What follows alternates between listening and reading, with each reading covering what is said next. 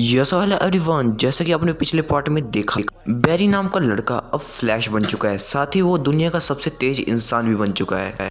और ना ज़्यादा टाइम वेस्ट करते हुए चलते हैं एपिसोड 2 की एक्सप्लोरेशन पर जिसकी स्टार्टिंग में हम देख पाते हैं एक बिल्डिंग को जिसके अंदर आग लगी होती है और कुछ लोग भी उसके अंदर फंसे हुए होते हैं, जिन्हें फ्लैश सिस्को की इंस्ट्रक्शंस के साथ आसानी से बचा लेता है।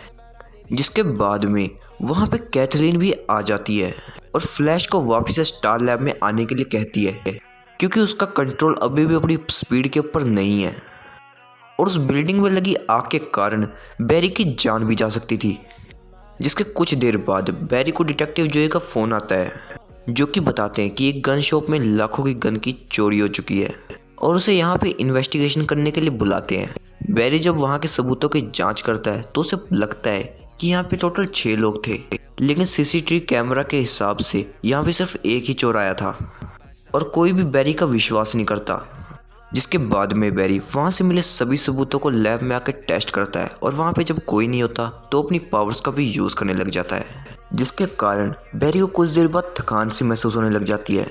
जिसके बाद में वहाँ पे आयरिस आती है और बैरी को अपने साथ स्टार इंडस्ट्री जाने के लिए कहती है, जहाँ हमें पता चलता है कि आयरिस कैफ़े में काम करने के साथ साथ जर्नलिस्ट की पढ़ाई भी कर रही है, क्योंकि आज स्टार्क इंडस्ट्री के ओनर को यूनिवर्सिटी की तरफ से मैन ऑफ द ईयर का अवार्ड मिलने वाला था, जिसे आयरिस कवर करना चाह रही थी आर्टिकल के लिए। जिसके बाद में वो स्टार्क इंडस्ट्री में पहुंचते हैं। जैसे ही इंटरव्यू खत्म होता है वहाँ पे 5 नकाबपोश चोर आ जाते हैं और सभी को अपनी ज्वेलरीज बैग में डालने के लिए कहते हैं, जिन्हें रोकने के लिए वहाँ पे सिक्योरिटी गार्ड आता है। लेकिन वो 5 नकाबपोश एक साथ ही उसके ऊपर गोली चलाते हैं, लेकिन ऐसा करता देख बैरी उसे बचा लेता है। लेकिन तभी उसे काफ़ी ज़्यादा थकान महसूस होने लग जाती है जब वो उनका पीछा करने के लिए भागता है और वहीं पे वो बेहोश हो जाता है, जिसे वहाँ पे आयरिस उठाती है। जिसके बाद जब बैरी हॉल में आता है तब डिटेक्टिव जोए को उस गार्ड से पता चलता है कि किसी अनजान शक्ति ने उसकी जान बचा ली थी। जिसके बाद में डिटेक्टिव जोए उसे साइड में बुलाते हैं और बैरी उनके साथ जाता है। वो उसे कहते हैं कि तुम ज़्यादा हीरोपंती करने की कोशिश मत करो, इसमें तुम्हारी जान भी जा सकती है। वहीं पर बैरी की बेहोश होने की खबर सुन के कैथरीन उसके ऊपर ऐसे भड़कने लग जाती है जैसे कि वो उसकी गर्लफ्रेंड हो, कि उसने अपने शरीर के अंदर आने वाले चेंजेस के बारे में ना ही मुझे बताया ना ही सिस्को को।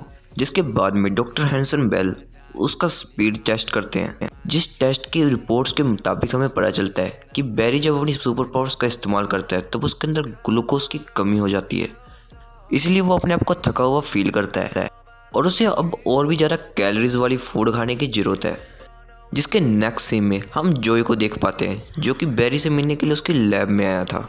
लेकिन बैरी अपनी लैब में नहीं होता, लेकिन वहीं उसकी चेयर पर स्टार लैब की टी शर्ट का लोगो देखकर जोए समझ जाता है कि बैरी इस वक्त कहाँ होगा और वो भी उसी जगह पे आ जाता है और बैरी के ऊपर काफ़ी ज़्यादा गुस्सा करने लग जाता है, क्योंकि उसे ऐसा लग रहा था कि बैरी ये सब डॉक्टर हैरिसन वेल के कहने पे कर रहा है, क्योंकि जोए नहीं चाहता था कि बैरी हीरो बनते बनते मर जाए और वो उसकी काफ़ी ज़्यादा परवाह करता था। लेकिन बैरी जोए की ये सब बातें सुनकर कहता है कि आप मेरे डैड नहीं हैं और आप मेरी लाइफ में इंटरफेयर ना करें। ये बात सुनकर जोए काफ़ी ज़्यादा सैड हो जाता है और वहाँ से चला जाता है। जिसके नेक्स्ट सीन में हम डॉक्टर साइमन के बॉडीगार्ड और उस नकाबपोश चोर को आपस में मिलते हुए देखते हैं, जिसका नाम डाल्टन ब्लेड होता है और उन दोनों की बातों से हमें पता चलता है कि वो डॉक्टर साइमन को मारना चाहते हैं। जिसके बाद में उन दोनों के बीच कुछ बातें होती हैं और डाल्टन ब्लेड डॉक्टर साइमन के बॉडीगार्ड को कहता है कि मुझे डॉक्टर साइमन के घर की चाबी चाहिए। लेकिन डॉक्टर साइमन के बॉडीगार्ड को उसकी ये बातें अच्छी नहीं लगती, इसलिए वो उसके मुंह पे एक पंच धर देता है और डाल्टन नीचे गिर जाता है। जब वो बॉडीगार्ड यहाँ से जाने वाला था तभी डाल्टन के शरीर के अंदर कुछ अलग से चेंजेज होने लग जाते हैं और हमें पता चलता है कि वो अपने क्लोन्स बना सकता है। कुछ ही सेकंड्स में वहाँ पे एक से ज़्यादा डाल्टन्स हो जाते हैं, जो कि मिलकर उस बॉडीगार्ड को धो देते हैं और मार डालते हैं। जिसके नेक्स्ट डे जो कल के मर्डर के सबूतों को बैरी को लाकर देता है ताकि उसे और भी कोई जानकारी मिल सके उस मर्डर के बारे में। जिसके बाद में डिटेक्टिव जोए स्टैग इंडस्ट्री जाता है डॉक्टर साइमन से मिलने के लिए, जहाँ पे कुछ ही देर में डाल्टन आ जाता है और उसके क्लोन्स भी गोलियां चलाने लग जाते हैं। वहीं पर दूसरी तरफ बैरी को एक ब्लड सैंपल मिलता है जो कि अपने ही क्लोन बना रहा था। जिसके कुछ ही सेकंड्स बाद डिपार्टमेंट में हड़बड़ी मच जाती है और उनकी बातों से बैरी को पता चलता है कि वो सब स्टैग इंडस्ट्री जा रहे हैं। ये सुन के बैरी को याद आता है कि डिटेक्टिव जॉय भी तो स्टैग इंडस्ट्री में ही है, जिन्हें बचाने के लिए बैरी अपना सूट पहन लेता है। वहीं पर दूसरी तरफ स्टैग इंडस्ट्री में जो डाल्टन को अपने एक से ज़्यादा क्लोन बनाते हुए देख लेता है। तभी वहाँ पे बैरी आता है और उन सभी की गन्स को एक ही बार में ले लेता है और डिटेक्टिव जॉय को बाहर छोड़ के उनसे लड़ने के लिए वापस आ जाता है। जिसके बाद में बैरी और डाल्टन के बीच लड़ाई होती है, जहाँ पे बैरी बुरी तरीके से पिट रहा होता है और उनसे बचने के लिए वहाँ से भाग जाता है और स्टार लैब में पहुँचता है, जहाँ पर कैथरीन बैरी को देख के हैरान हो जाती है क्योंकि उसके घाव खुद पर खुद ठीक हो रहे थे। और सिस्को को बैरी के सूट के ऊपर एक ब्लड सैंपल मिलता है जिसे वो लैब में ले जाता है टेस्ट करने के लिए। जिसके नेक्स्ट सीन में डॉक्टर हैरिसन बेल डाल्टन के बारे में से बताते हैं कि डाल्टन भी एक बहुत ही अच्छा साइंटिस्ट है। उसकी खोज थी कि क्लोन बनाना। वो पुराने ऑर्गन्स के क्लोन बनाकर उन्हें रिप्लेस कर देता था और उस खोज को डॉक्टर साइमन ने चुरा कर उसे कंपनी से बाहर निकाल दिया था। शायद यही वजह है कि वो डॉक्टर साइमन को मारना चाहता है। और रही बात उसकी पावर्स की, वो तो तुम जानते ही हुए कि उसे कैसे मिली। जिनकी बातें सुनने के बाद बैरी वहाँ से जाने लगता है और कहता है कि मैं कोई सुपर हीरो नहीं हूँ जो उसका सामना कर सकता है। जो ये सही कहता था, जिसकी बात सुनकर डॉक्टर हैरिसन बेल उसे समझाने की कोशिश करते हैं, लेकिन वो उनकी एक नहीं सुनता और वहाँ से जाने लग जाता है।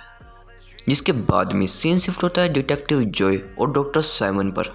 जिसके बाद में डिटेक्टिव जॉय डाल्टन की सच्चाई पता करने के बाद डॉक्टर साइमन को अपनी सिक्योरिटी बढ़ाने के लिए कहते हैं, लेकिन तभी वहाँ पर डॉक्टर हैरिसन बेल आ जाते हैं और वो कहते हैं कि मैं डॉक्टर साइमन को अच्छे से जानता हूँ, वो ऐसा कभी नहीं करेगा।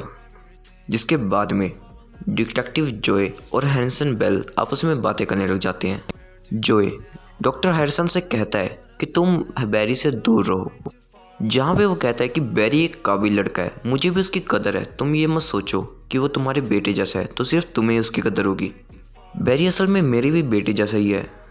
जिसके बाद में सीन शिफ्ट होता है सीधा आइरिस और बैरी की तरफ, जहाँ पे आइरिस फ्लैश के बारे में ही बातें कर रही थी।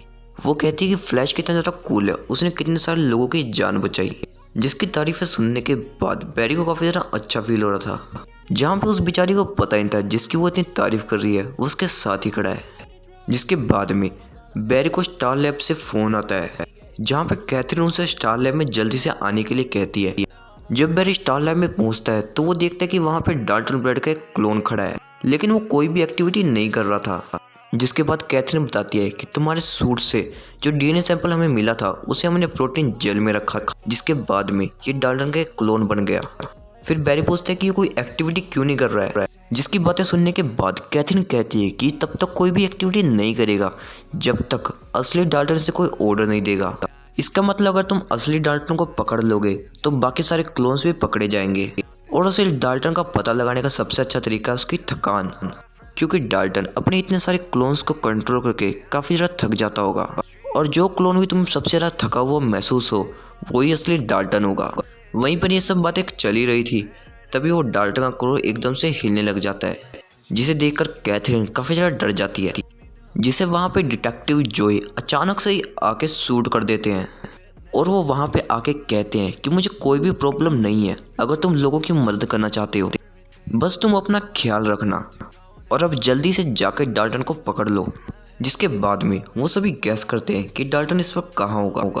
वो सब सोचते हैं कि इस वक्त डाल्टन स्टैग इंडस्ट्री में होगा, जिनका गैस सही निकलता है।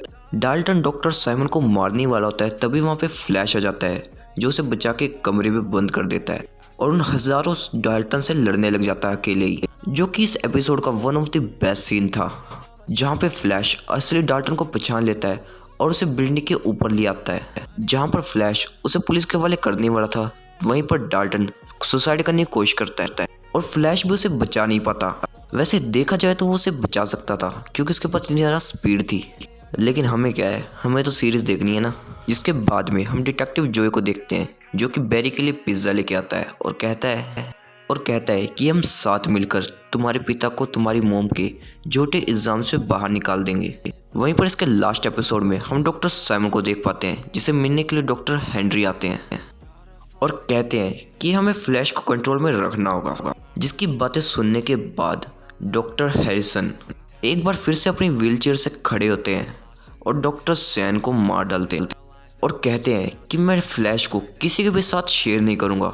और इसी ट्विस्ट के साथ फ्लैश का एपिसोड 2 भी खत्म हो जाता है। तो दोस्तों कैसा लगा आपको एपिसोड? अगर कोई नाम बोलने में कोई गलती हो गई हो तो माफ़ कर देना। मिलते हैं इसके एपिसोड 3 में।